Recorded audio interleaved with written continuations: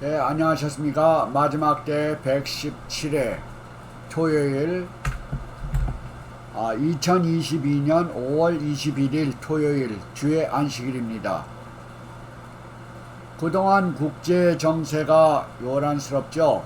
우크라이나와 러시아의 전쟁과 또한 북한의 코로나로 인하여 많은 우리 백성들이 고통을 당하고 수많은 사람들이 생명을 앗아가고 있는 이 시기에 특별히 우리 한국에서는 조 바이든 미국 대통령께서 방한하셔서 한국의 삼성 반도체 공장을 둘러보는 이런 장면들을 볼 때 우리 해외에 있는 우리 교포들은 얼마나 자랑스럽고 희망적인가를 알게 되었습니다.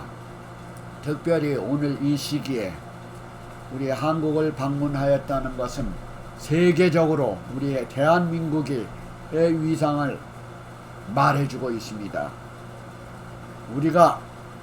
우리 부모나 우리 회사나 우리가 속해 있는 어느 곳이 한 지도자가 얼마나 참신하냐에 따라서 우리도 더욱더 자랑스럽게 되는 것이죠.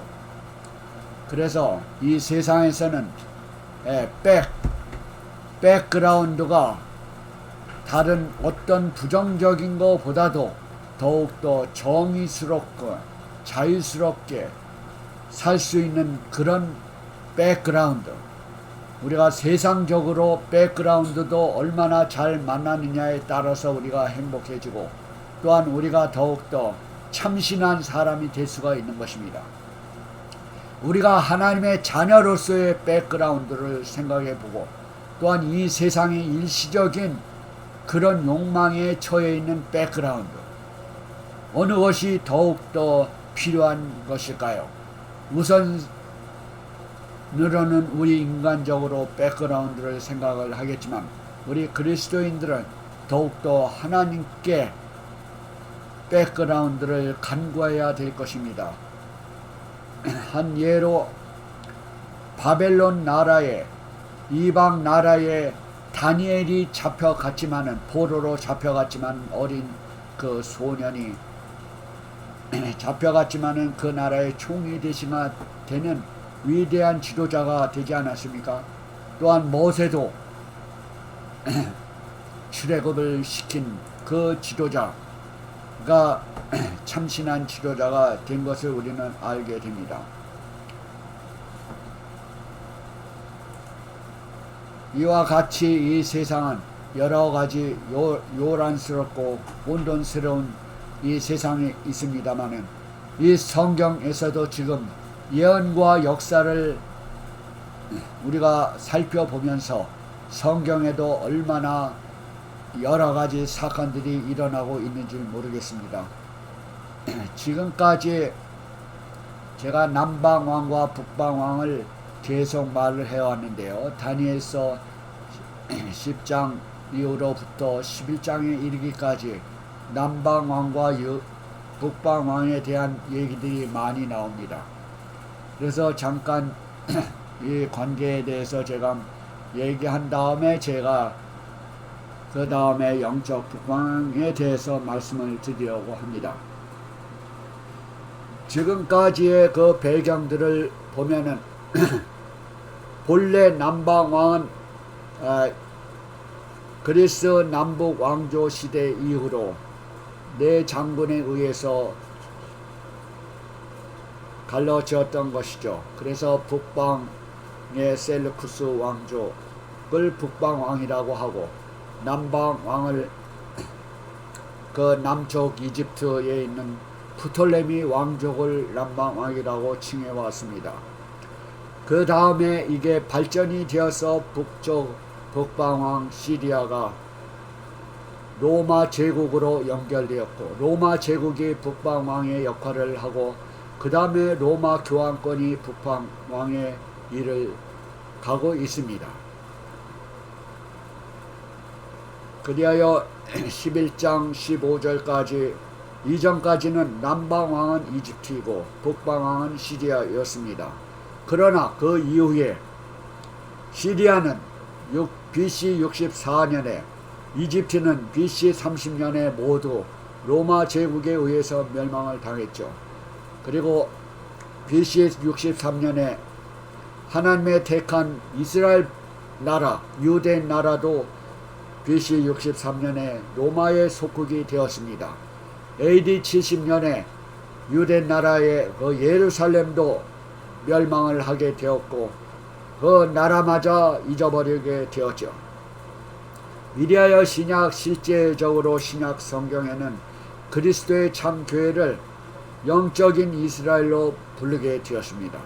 그래서 그 현재 이스라엘이 사시는 이스라엘이 하나님의 나라가 아니고 이방의 나라가 되었고 이 세상의 나라가 되었고 하나님의 나라와는 관계가 없는 영적인 이스라엘로 불러지고 있습니다. 그러므로 신약시대의 이스라엘의 하나님의 참 하나님의 백성인 것처럼 마지막 때의 남방왕 북방왕도 모두 영적인 입장에서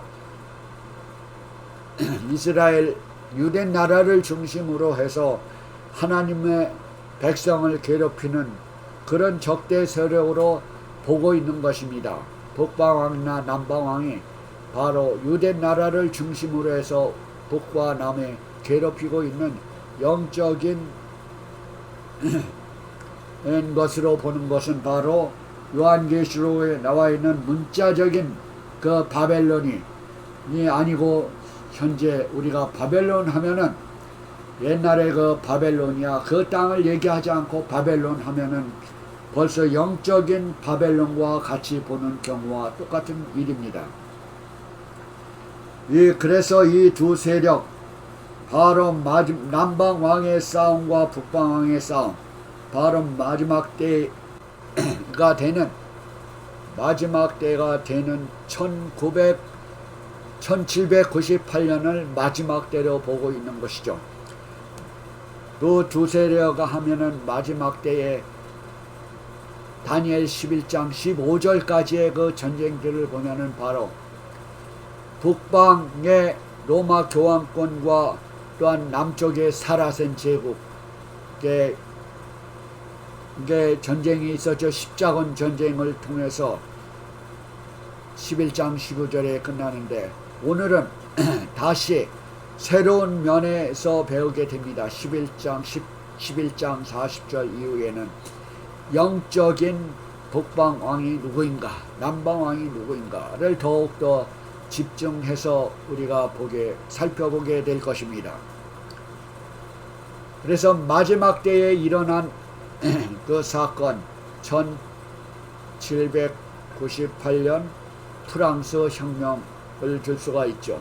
바로 프랑스 혁명은 역사적인 일을 나누고 있습니다. 그것은 바로 왜냐하면은 남쪽의 무신론 사상과 또한 공산주의가 나왔던 그런 계기가 되는 것이죠. 프랑스 혁명으로 인하여. 그래서 그 당시 상황을 살펴보면은 1798년에 로마 교황 피우스 6세는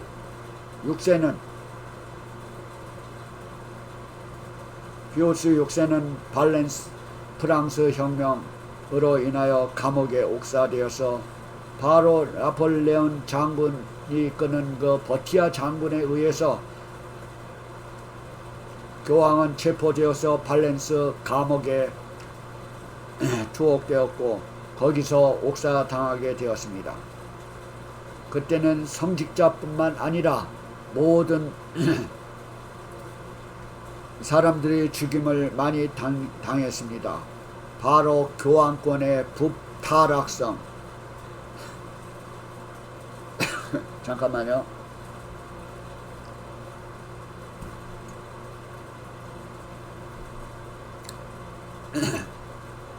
또한 타락한 교권과 또한 부패한 왕권도 루이 16세 그 혁명 즉시 루이 16세 부철은 단두대에 처형하게 되었죠. 이와 같이 왕권과 교권이 함께 몰약하는 이 순간입니다. 그래서 혁명의회는 1793년 초혁명이 공식적으로 그 전에 법안권이 몰약하기 바로 전 몇 년 전에 사실은 이미 프랑스 혁명을 지도하고 있는 그 나라는 공식적으로 그 쿠데타 의회죠. 말을 하자면 그리스도를 폐지하고 성경을 금지한다는 법령을 통과시키고 그로 인하여 공산주의가 파생되었던 것입니다. 바로 우리가 잘 아는 볼테어라는 사람, 루소, 또한 페인, 이런 무신론자들이 나왔고, 또한 프랑스 혁명은 공산주의를 현존하는 것을 남겼습니다. 바로 공산주의의 마르크스 공산주의를 규명하기 위해서 마르크스는 힘을 다했고, 레닌과 트로츠키, 많은 공산주의자들이 시작이 되었던 것입니다. 이리하여 프랑스 혁명으로 인하여 큰 변화를 갖게 된 역사적인 장면들이지요. 바로 이 순간부터가 마지막 때의 시작인 것입니다.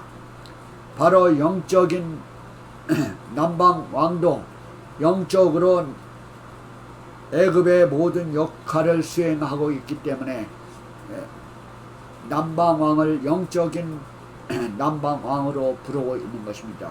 이리하여 공산주의와 무신론 사상의 그 남방왕의 사상이 바로 북방왕 로마 교황권을 하고 싸우고 있는 것이죠. 그래서 오늘은 11장 40절에 보면은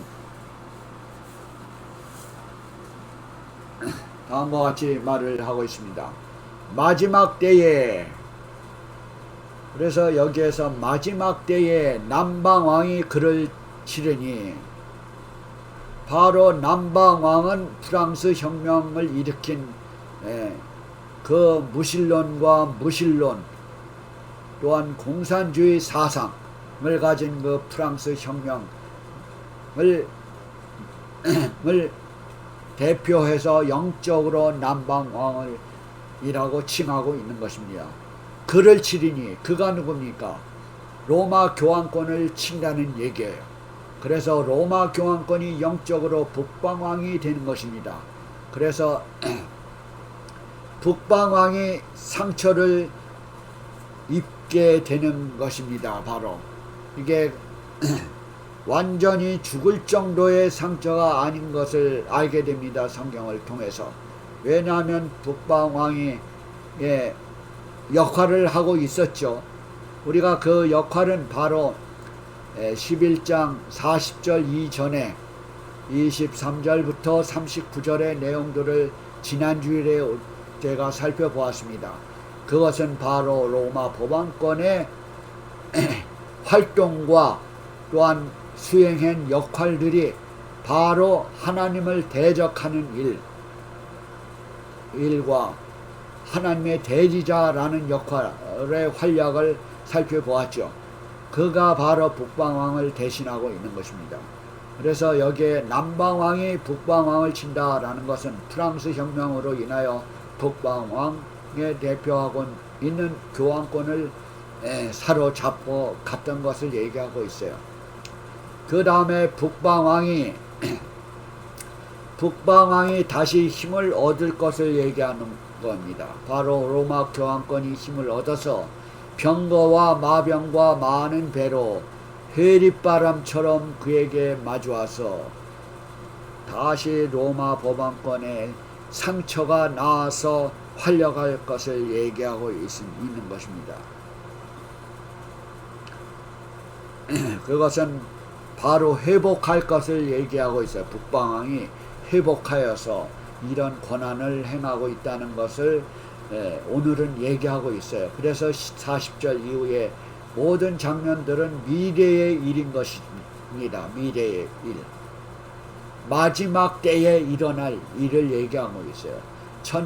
1798년 이후의 상황이 일어날 것을 얘기하고 있는 것입니다. 그것은 바로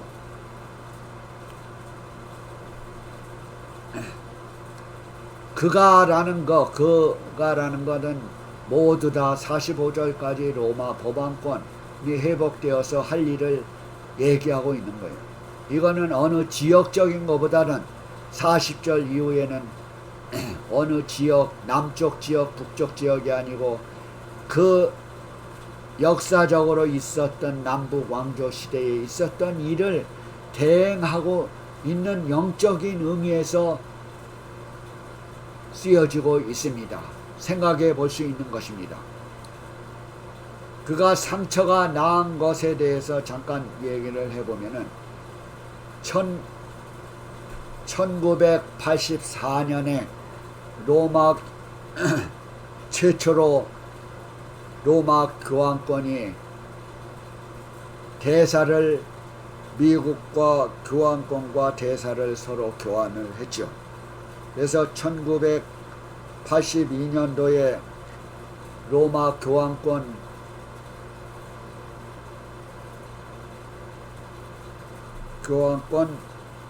피우스 11세와 레건 대통령이 요한 바오르 2세죠. 요한 바오르 2세와 로마 교황권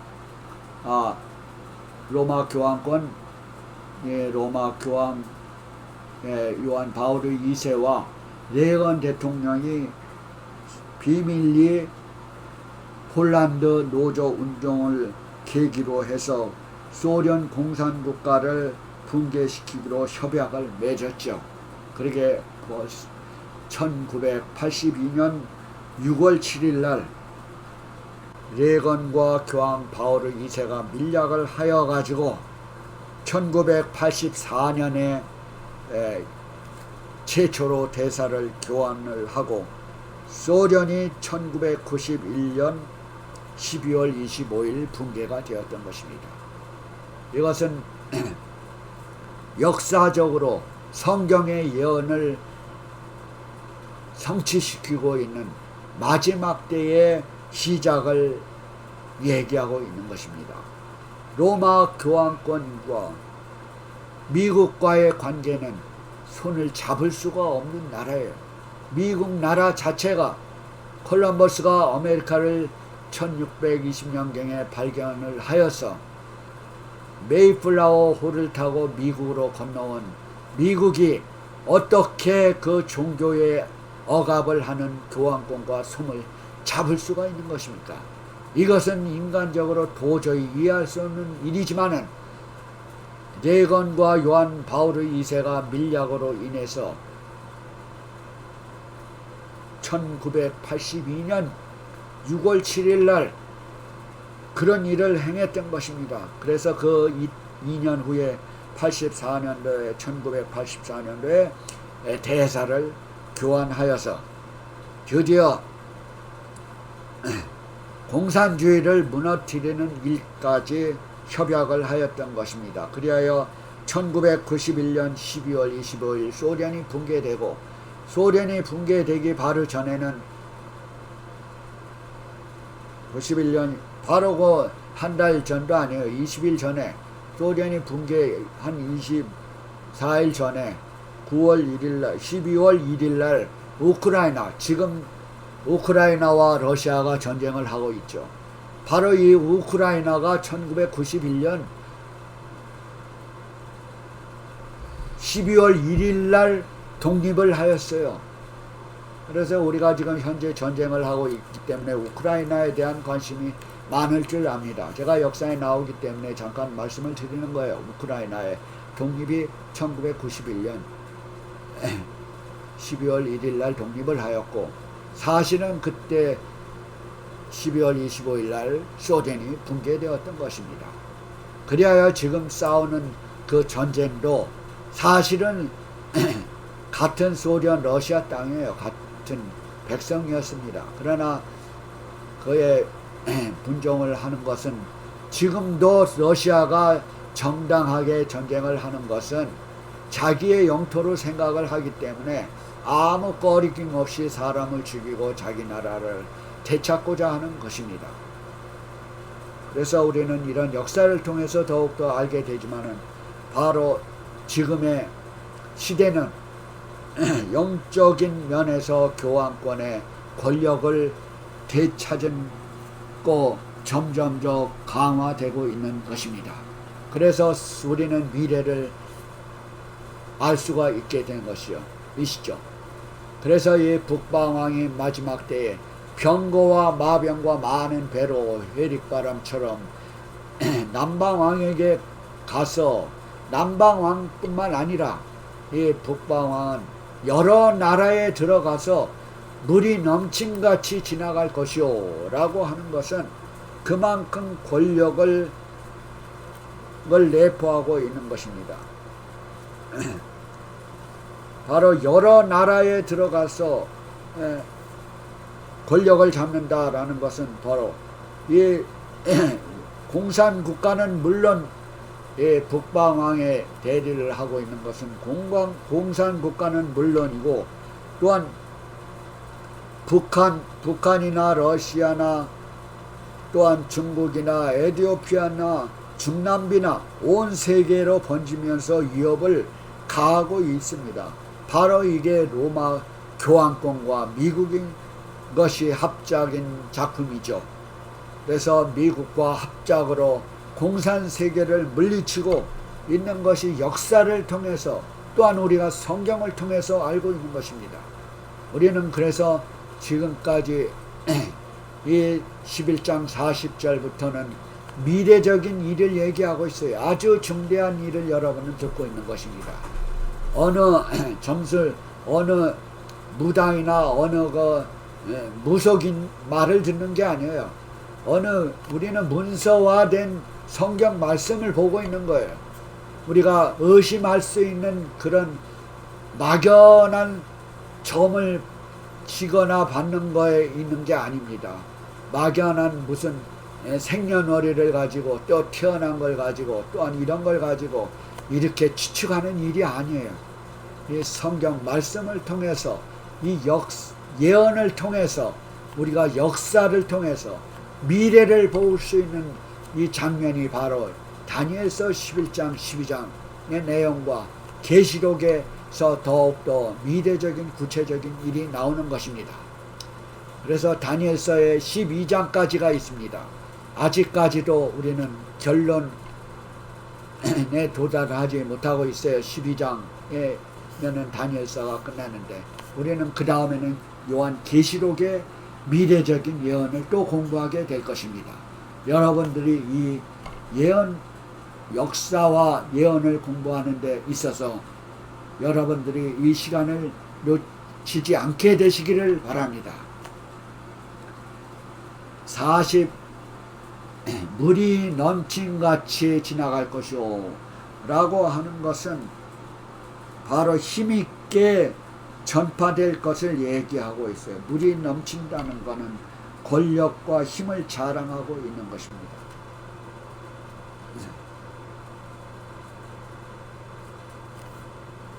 41절에 영화로운 땅에 들어갈 것이요. 그 바로 영화로운 땅은 그가 바로 로마 교황권, 그가 영화로운 땅. 이게 북방왕을 대표하고 있는 거예요. 영화로 그가라고 하는, 여기 그가라고 하는 것은 전부 다 사실은 합작품, 미국과 로마 법왕권을 얘기하면은 합당하리라고 봅니다. 앞으로 그런 일을 행하리라고 하는 예언이죠. 영화로운 땅은 바로 이스라엘을 가리키고 유대 나라를 가리키고 있어요. 제가 서론에 말한 것처럼 사실은 영적인 면에서 이스라엘로 보는 것이죠. 애굽을 영적인 면에서 애굽으로 보는 것이죠. 바로 영적으로 바벨론의 나라를, 이 세상을 바벨론 나라로 보는 것이죠. 영적으로 이스라엘이라고 하는 것은 하나님의 참 백성을 얘기하고 있어요. 그래서 영화로운 땅을 에 들어갔다고 하는 것은 영적인 영역에 있는 그 영화로운 땅, 그 하나님의 백성까지 침투에 들어갔다는 얘기입니다. 42절에 그가 열국의 손을 펼치리니 온 나라에 손을 펼쳐서 들어가겠다는 거예요. 애굽 땅도 면치 못하리라. 그 애굽의 무신론 사상이나 이교 사상이나 그런 데까지 로마 법왕권은 힘을 잡을 것입니다. 그가 43절에 그가 교황권과 미국으로 볼 수가 있어요. 권세로 애굽의 금, 은 모든 보물을 잡을 것이요 리비아, 구스 그의 시종이 되리라. 그의 온 그 모든 나라와 아프리카와 모든 데를 경제적인 통제권에 들어갈 것입니다. 그 문은 경제적인 통제권을 얘기하고 있어요.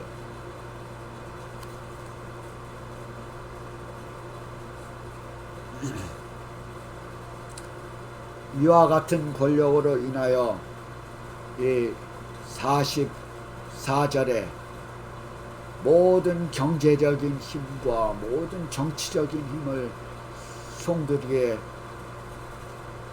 가지고 그러나 동북에서부터 소문이 이르러 그로 번민케 하므로 그가 분노하여 바로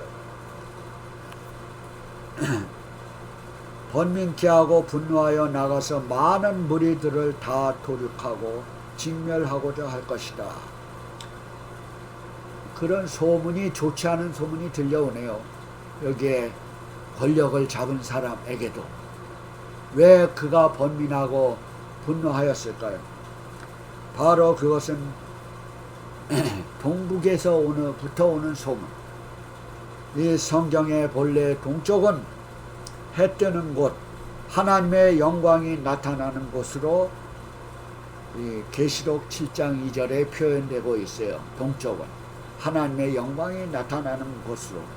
또한 북쪽은 이사야 41장 25절에 보면은 북쪽은 하나님의 보좌가 있는 곳을 얘기하고 있어요. 바로 하나님의 영광과 하나님의 보좌가 나타난다는 소문이 이르니까 세상의 권력자들이 정권과 정치와 종교를 휘어잡은 그 권력 있는 로마 법왕권과 또한 정치 미국을 등에 업고 있는 그 교황권의 합작으로서 공산주의도 물리치고 그 힘을 발휘하니까 더욱더 그네들이 번민케 하고 분노하는 것이죠.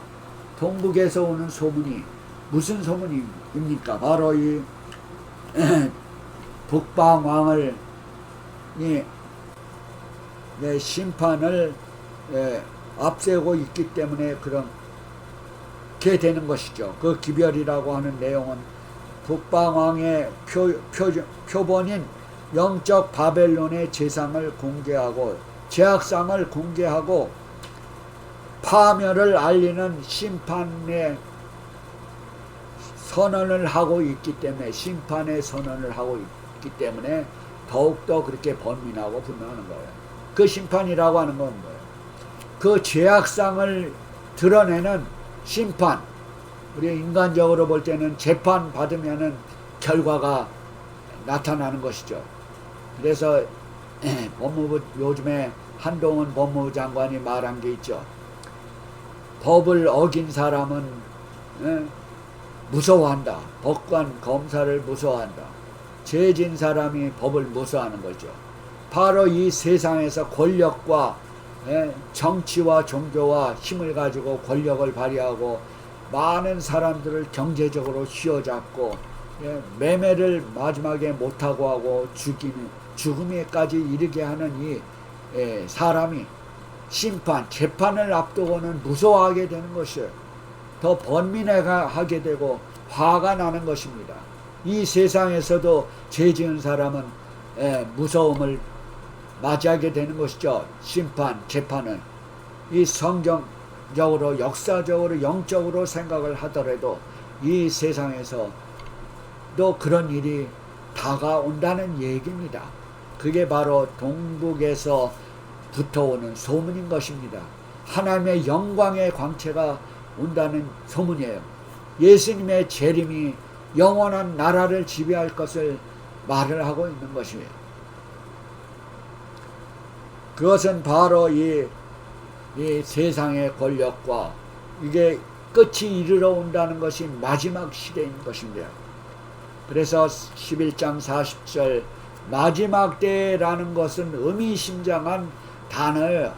제가 이 마지막 때라는 제목으로 유튜브 방송을 하고 있지만 제가 생명을 다하는 순간까지 마지막 때의 외침을 하고 있는 것입니다. 그래서 이 제목을 택한 이유 중에 하나인 것입니다. 마지막 때에 우리의 할 일과 마지막 때에 어떤 일이 일어날 일과 마지막 때에 우리가 처할 일들을 성경을 통해서 우리에게 알려주고 있기 때문에 더욱더 확실한 진리와 증거가 되는 것입니다. 그가 45절이요.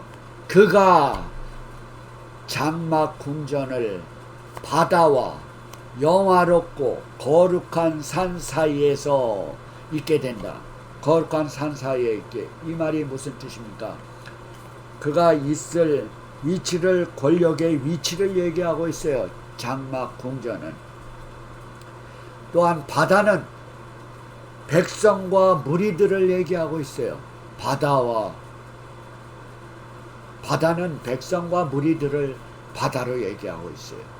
또 영화롭고 거룩한 산은 바로 시온산, 하나님의 백성들이 거했던 그 예루살렘, 지금은 그 지역적인 예루살렘과 이스라엘이 아닙니다. 지금은 이미 그 나라는 패하고 망했고 하나님께서 그 나라를 이미 끝이 되었던 것이지요. 이스라엘 백성은 지역적으로.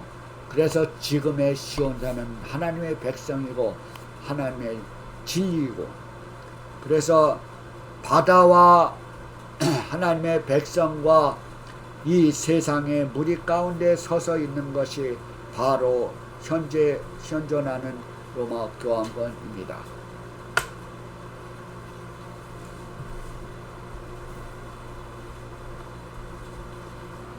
바로 이 어떻게 될 것인가, 그 사이에 베풀 것이나 라고 하는 것은 그 사이에 세워질 것이다.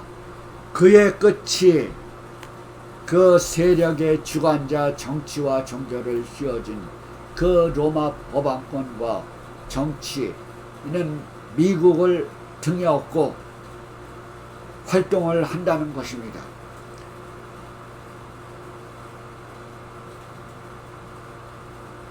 그의 끝이 이르리니 도와줄 자가 없으리라. 끈이 아니고 끝입니다. 그의 끝이 이르리니. 끝은 마지막이에요. 하기야 뭐 그의 끈이라고 해도 뭐 큰 오해는 없겠죠. 그의 끈, 벨트, 허리끈 하면은 힘을 자랑하고 하니까 끝, 그의 끝, 그의 마지막 부분에 이르리니 도와줄 자가 없으리라. 이렇게 성경은 얘기하고 있어요. 그의 끝은 끝입니다. 아무도 도와줄 자가 없어요. 바로 이 세상의 끝입니다. 그때 끝은 바로 마귀의 사단의 정체의 끝도 끝입니다. 사단의 끝도 끝이에요. 왜냐하면 예수님의 재림으로 이 세상에 오시기 때문에 그의 끝도 끝이고, 거룩한 백성은 하나님의 나라에 임하게 될 것입니다. 바로 예수님의 재림을 얘기하고 있는 것이시죠. 예수님의 재림. 그래서 지금 40절부터 45절에는 거의 마지막 부분에 북방왕을 옛날에 행했던 그런 일들을 그대로 행한다는 영적인 차원에서 얘기를 하고 있어요. 아직까지 그의 정체를 우리는 알고 있지만은 행동에 임하고 있지는 않습니다. 로마 법안권과 미국 땅이 아직 그런 행동은 처하고 있지 않아요. 그러나 성경에는 마귀가 틈타서 유혹에 빠져서 그런 일을 행할 것이라는 것을 여기에 얘기하고 있는 것입니다. 그래서 법적으로 이와 같은 일을 행할 때에는 그 일이 성취가 되는 것이죠. 그래서 이거는 아직 성취가 된 일이 아닙니다. 그러나 우리는 성경을 통해서 미래를 내다볼 수 있는 것입니다. 우리가 이 다음에는 다니엘 12장 결론으로 마지막 부분을 다루게 되겠습니다. 지금까지도 우리가 역사의 여정을 통해서 험난한 것을 보여주고 있고, 이 소용돌이 속에서 하나님의 백성이 이 땅 위에서 살아갈 일을 지금도 말해주고 있는 것입니다. 세상 역사 속에서 하나님의 백성들은 낱낱이 우리가 지금 살펴보고 있는 것입니다. 북방과 남방에 의해서 라는 말은 우리 주위에 모두 우리 하나님의 참 백성들을 괴롭히는 무리들과 우리가 하나님의 능력을 받아서, 성령의 능력을 받아서 참 백성이 걸어갈 길을 우리는 선택하여야 될 줄로 믿습니다. 문제는 우리가 각자 영원한 운명의 갈림길에 있습니다. 우리는 무엇이 참된 것인가를 선택해야 할 은혜의 시기인 것입니다. 아직도 우리는 은혜의 시간이 있는 거예요. 아직도 이 적그리스도라는 인물로 볼 수가 없는 것이죠. 그러나 그의 권력을 가진 사람들이 범적으로 성도를 괴롭히는 일을 하게 될 것이라는 것을 여기에 분명하게 얘기하고 있기 때문에 우리는 그 마지막 때가 가기 전에 우리는 준비하고 하나님을 기억하여야 될 줄로 믿습니다. 그럼으로써 성경에서는 젊었을 때에 너희 창조주를 기억하라 라고 하는 것은 우리가 정신이 있고 판단력이 있을 때 우리가 하나님의 자녀로서의 역할을 행하여야 될 줄로 믿습니다. 다가오는 일주일 동안도 하나님의 사랑과 예수님의 은혜와 성령의 교통하심이 여러분과 여러분 가정에 함께 임하시기를 기도드립니다. 감사합니다. 시청하여 주셔서 이제 여러분의 친구들과 이웃들에게 같이 공유해 주시면은 더욱더 주님의 말씀이 속히 전파되는 여러분들도 사명에 동참하게 되시게 될 것입니다.